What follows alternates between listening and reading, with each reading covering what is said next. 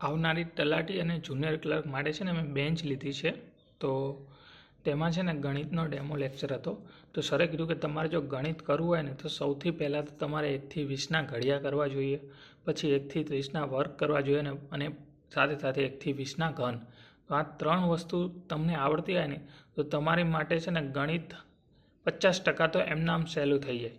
તો આ બધી વસ્તુ એવું છે કે હાલો અત્યારે બેઠીને 1થી 20ના ઘડિયા પૂરા કરી નાખીએ, 1થી 30ના વર્ગ પૂરા કરી નાખીએ, 1થી 20ના ઘન પૂરા કરી નાખીએ. ના, એવું નથી. ખાલી 10 દિવસ તમારા આપવાના. ડેલી તમારે શું કરવાનું, આ સરે કીધું હું તમને કહું છું. તો ડેલી છે ને પહેલો દિવસ તો 11થી 15ના વર્ગ લઈ લેવાના.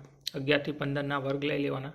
જેમ કે 11નો વર્ગ 121 થાય, 12નો વર્ગ 144 થાય, 13નો વર્ગ 169 થાય, 14નો વર્ગ 196 થાય અને 15નો વર્ગ 225 થાય. પછી ઘન લઈ લેવાનો 19નો, જે મને નથી આવડતો. ઘડીઓ લઈ લેવાનો 19નો.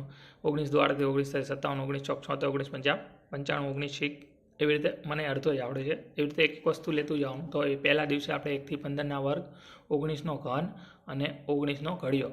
તો આવી રીતે કરવાનું. બીજા દિવસે આપણે શું કરવાનું, તો 1થી 15ના વર્ગ કર્યા એનું રિવિઝન કરવાનું, 19નો ઘન કર્યો એનું રિવિઝન કરવાનું અને જે આપણે 19નો ઘડિયો કર્યો એનું પણ રિવિઝન કરવાનું.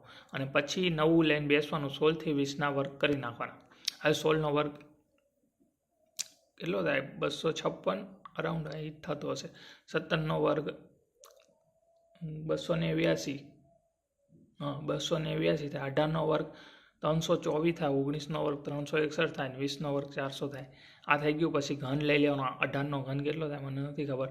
18નો ઘડિયો લઈ લેવાનો. 18 × 36, 18, 54, 18, 18, 75, 90, 108, 107, 124, 18, 124, 18, 18, 9, કેટલા થાય? 18 9 એક ભૂલી ગયો મને, એ બોલો, એક નથી યાદ આવતું. 18 9 તમને યાદ હોય તો કોમેન્ટ કરી દેજો. પછી એવી રીતે ત્રીજો દિવસ થાય તો 11થી 15ના વર્ગનું રિવિઝન કરવાનું, 16થી 20ના વર્ગનું રિવિઝન કરવાનું અને 21થી 25ના વર્ગ લઈ લેવાના. જેમ કે 21નો વર્ગ બધાને ખબર હશે, 441 થાય. 22નો વર્ગ 484 થાય. 23નો વર્ગ 529 થાય. 24નો વર્ગ 576 થાય. 26નો વર્ગ 25નો વર્ગ 625 થાય. 25નો 625, 24નો 576, પછી 23નો 529, 22નો 284 ને 21નો 441. તો આવી રીતે બધા વર્ગ થઈ ગયા 25 સુધી. પછી છે ને 18નો 19નો ઘન પાછો રિવિઝન કરવાનું, 17નો ઘન લેવાનો. ઘડિયામાં એવી રીતે 19નો 18નો ઘડિયો રિવિઝન કરવાનું અને 17નો ઘડિયો લેવાનો. 17 34, 17 51, 17 44, 17 50, 85 થાય ને, 17 50 85 એવી રીતે. પછી ચોથો દિવસ આવે તો આપણે 1થી 15ના વર્ગનું રિવિઝન કરવાનું, પછી 16થી 20ના અને 21થી 25ના રિવિઝન કરવાનું. લાસ્ટ બચ્યા 26થી 30ના. તો 30નો તો બધાને ખબર હોય 900 થાય. તો 26નો કેટલો થાય? 26નો થશે 676, 27નો 729, 28નો કેટલો થશે ખબર? 28નો 884 અરાઉન્ડ થશે. 29નો નહીં, જો 26નો થશે 676, પછી 27નો થશે 729, 28નો થશે 784, 29નો લગભગ 800 હોય તો એવું થતું હશે. હું અત્યારે રિમેમ્બર નથી થતું મને. બાકી 30નો તો 900 પાકું અને 26નો 676 પાકું.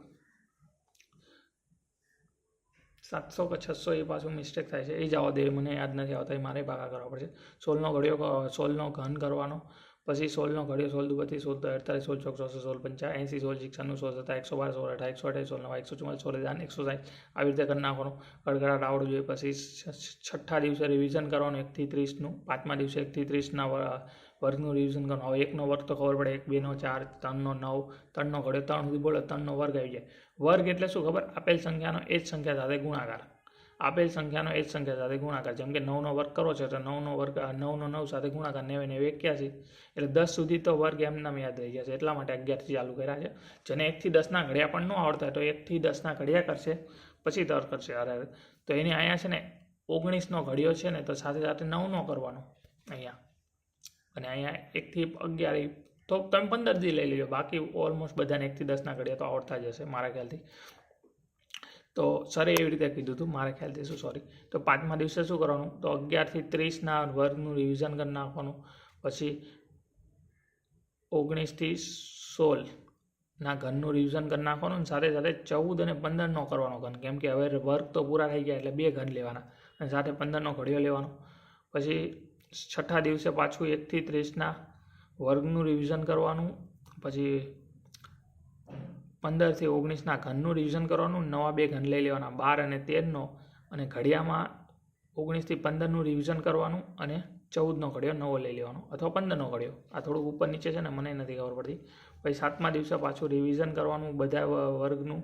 ઘનમાં 12 13 સુધી થઈ ગયા એટલે 19 થી 12નું રિવિઝન કરવાનું, નવા 3 લઈ લેવાના 10 9 10 11, કેમ કે નાના વર્ગ હોય ને એટલે સરખી રીતે, જેમ કે 10નો બધાને ખબર જ હોય 1000 થાય તો 11નો કરવાનો, એનો કાંક 1231 એવો કાંક સમથિંગ થાય છે. 9નો કાંક 700 અરાઉન્ડ 812, મને યાદ નથી 9નો ઘન તો અત્યારે. પછી 13નો ઘડિયો કરી નાખવાનો અને એ 14 થી 19 સુધીના ઘડિયા રિવિઝન કરી નાખવાનું. થોડું ઉપર નીચે થતું હોય તો સોરી, પણ એવી રીતે છે. ભાઈ 8મા દિવસે 1 થી 30ના ઘનનું રિવિઝન કરી વર્ગનું રિવિઝન કરી નાખવાનું. ઘનમાં 9 થી 19નું રિવિઝન કરી નાખવાનું, નવા ઘન લઈ લેવાના 7નો ઘન અને 8નો ઘન. 8નો ઘન લગભગ 512 થાય છે, એટલો જ થાય છે લગભગ. પછી 12નો લઈ લેવાનો, જેમ કે 12નો ઘડિયો છે 12 2 24 12 13 12 14 12 60 12 72 12 84 12 9 120 આવી રીતે પૂરું કરી નાખવાનું. અને ઉપર 13 થી 19ના ઘડિયાનું પાછું રિવિઝન કરી નાખવાનું. 9મા દિવસે શું કરવાનું તો 1 થી 30ના વર્ગનું રિવિઝન કરવાનું. પછી ઘન છે 1 થી 6ના લઈ લેવાનો. 1નો ઘન 1 થાય, 2નો ઘન 8 થાય, 3નો ઘન 27 થાય, 4નો ઘન 64 થાય, 5નો ઘન 125 થાય, 6નો ઘન 216 થાય, 7નો ઘન 216, પછી 300 કેટલા થાય નહીં ખબર. તો એ કરવાનું નથી આવડતું મને અત્યારે. તો આવી રીતે છે રિવિઝન કરવાનું ને. 1 થી 11ના ઘડિયા લઈ લેવાના. 10મો દિવસ થાય ને ત્યારે પાછી બધાએ વર્ગનું રિવિઝન કરી નાખવાનું. 1 થી 30ના બધાએ ઘન, 1 થી 20ના અને ઘડિયા 1 થી 20ના બધાનું રિવિઝન કરી નાખવાનું. હવે તમે એમ થાય કે 20નો ઘન કેમ ન લીધો, તો 2નો જે ઘન કરો એ જ 20નો થાય. અહીંયા મીંડા મૂકી દેવાના 3, બીજું કાંઈ છે નહીં. તો આટલું છે કરવાનું, બીજું કાંઈ છે નહીં. પછી આટલું આપણે કરી લેવી નહીં. પછી ગણિતમાં બીજા ટોપિકો આવે, જેમ કે વર્ગમૂળ, ઘનમૂળ, બધું આસાન થઈ જાય. આટલા આપણે વર્ગ આવડી જાય ને 1 થી 30ના, એટલે તમે છે ને 130 સુધીનો કોઈ બીનો વર્ગ તમારે શોધવાય ને તો તમે શોધી શકો છો. 1 થી 30માંથી કોઈ બીનો 130 સુધી કોઈ પણ સંખ્યા આપે ને તો તમે એનો વર્ગ કરી શકો.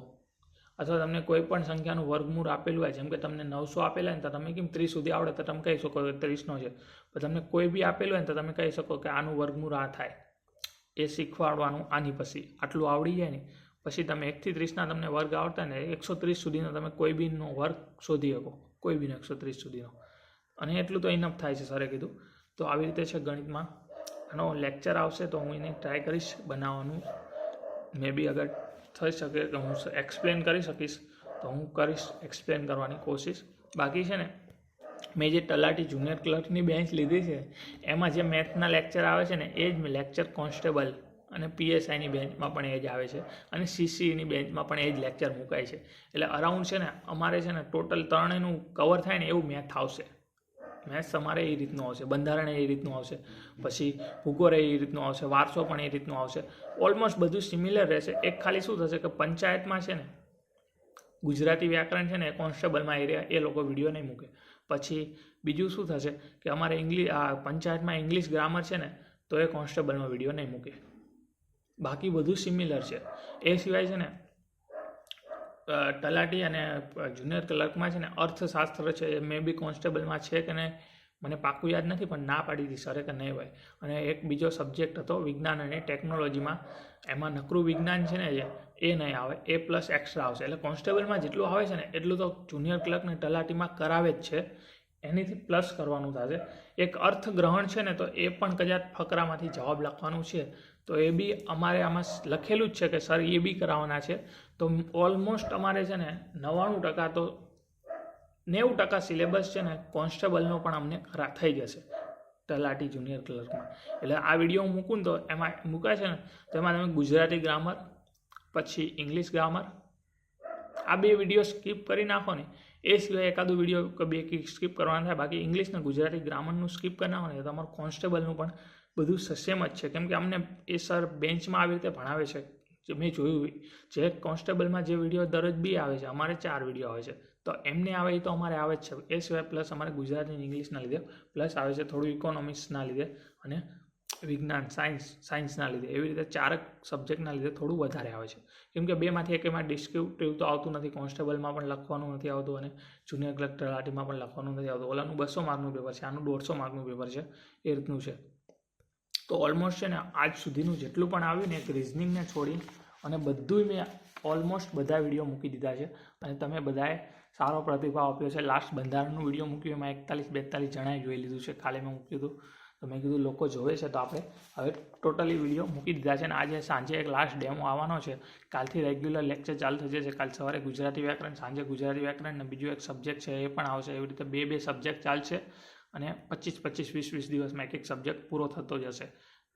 તો આવી રીતે 30-30, 60-60, 50-50 કલાકમાં એક સબ્જેક્ટ સર ભણાવી અને પૂરો કરાવશે. તો મેં કીધું શેર કરી નાખું કોઈને, એક વ્યક્તિને પણ આપણું વિડીયો જો ઉપયોગી બને એટલા માટે. તો આ ગણિતનો આવ્યો, સાંજે એનો ડેમો છે એનું જોઉં છું અને પછી ડેમોનું નોટ્સ બનાવીશ ને પછી તમારી સાથે શેર કરવાની કોશિશ કરીશ.